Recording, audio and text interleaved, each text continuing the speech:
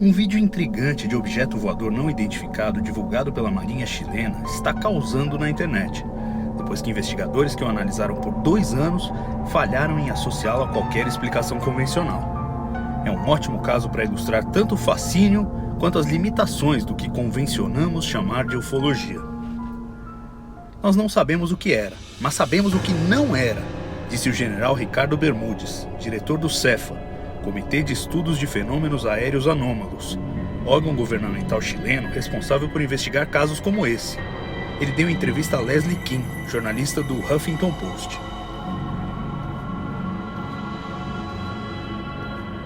O avistamento aconteceu na tarde de 11 de novembro de 2014 e foi feito por 2 tripulantes de um helicóptero da Marinha chilena. De posse de uma poderosa câmera embarcada de alta resolução, os oficiais produziram um vídeo de mais de 9 minutos, que revela imagens do objeto em luz visível, onde ele quase não aparece, salvo como um ponto branco, e em infravermelho.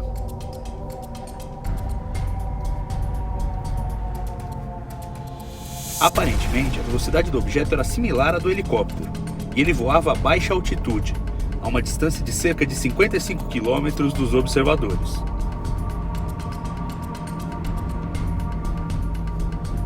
O objeto não fez nenhuma manobra não convencional, mas não havia tráfego aéreo autorizado na região, o objeto não atendeu a chamados de comunicação por rádio em frequências internacionais padrão e acabou perdido entre as nuvens.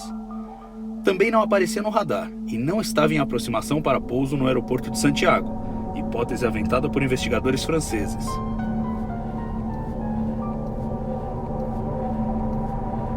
Duas características marcam as observações em infravermelho. Primeiro, elas revelam 2 fontes de calor que dão brilho ao objeto, lembrando o formato de halteres. Alguns investigadores franceses apontaram como a distância entre eles seria compatível com a que existe entre as 2 turbinas de uma aeronave de médio porte. Mas o que vem a seguir é mais difícil de explicar. Em 2 momentos, o objeto ejeta algum material em forma de gás ou líquido, que forma um padrão parecido com uma trilha de condensação, visível com incrível clareza apenas no infravermelho, mas que se mistura às nuvens em luz visível. A substância ejetada do objeto não pôde ser identificada. De novo, os investigadores franceses apontam que poderia ser ejeção da água de reserva de uma aeronave de médio porte, mas os chilenos alegam que esse procedimento não seria comum e que ninguém tem autorização para ejetar nada de aeronaves em território chileno. Além disso, se fosse água, àquela altitude, com aquela temperatura, não teria formado trilha de condensação. Após 2 anos debruçados sobre o vídeo e as observações, os investigadores do CEFA divulgaram os materiais e declararam suas conclusões, catalogando o objeto como FANY, Fenômeno Aéreo Não Identificado. O que aprendemos? Dificilmente teremos um avistamento tão bem registrado quanto esse. O vídeo tem qualidade tão boa quanto possível. A câmera tinha poderosos recursos de zoom e infravermelho, os observadores eram confiáveis e fizeram o registro de uma plataforma aérea móvel, o helicóptero da Marinha. E, no entanto, pouco mais podemos dizer sobre o caso além de não sabemos o que é. Podemos afirmar que se tratava de um objeto voador de natureza artificial e que não tinha autorização para voar onde estava. Mas era terrestre ou extraterrestre?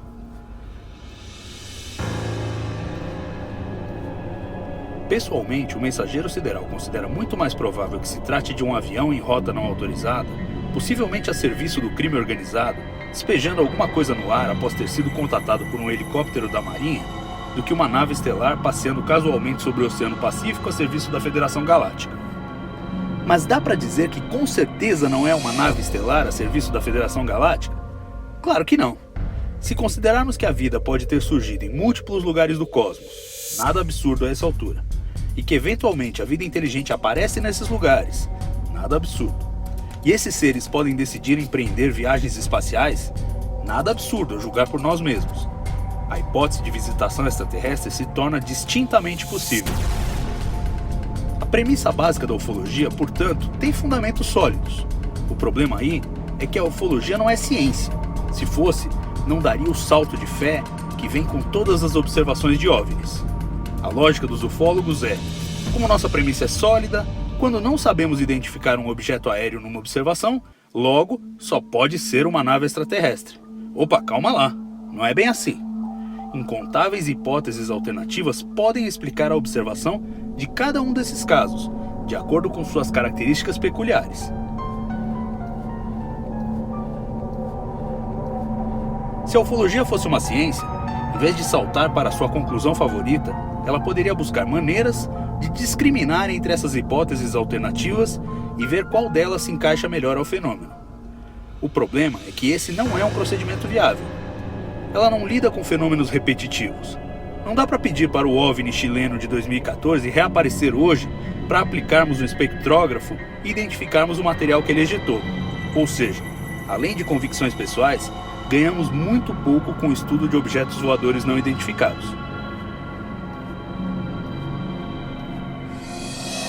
E terminamos cada caso como começamos, sem saber do que se trata, mas aceitando que a hipótese de que a Terra seja visitada por alienígenas não é, por si só, absurda.